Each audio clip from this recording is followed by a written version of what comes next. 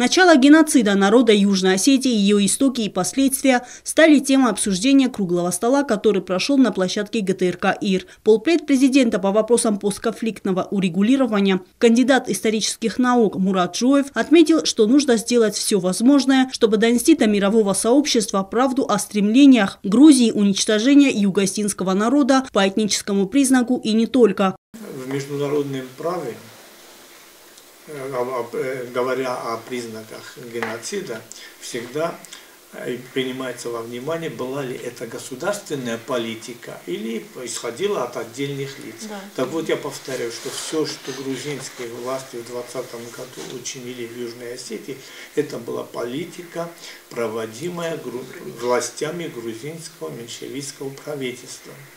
Заместитель председателя парламента Петр Гассиев призвал к более активным действиям, чтобы донести нашу позицию в отношении непрерывного истребления юго-осетинского народа Грузии, длящегося более века, до мирового сообщества. Любое преступление, которое осталось без наказания, оно повторяется, имеет свойство рецидива, что мы и наблюдали в 2008 году. Собственно говоря, это уже крайняя точка, а в 1989 это все началось.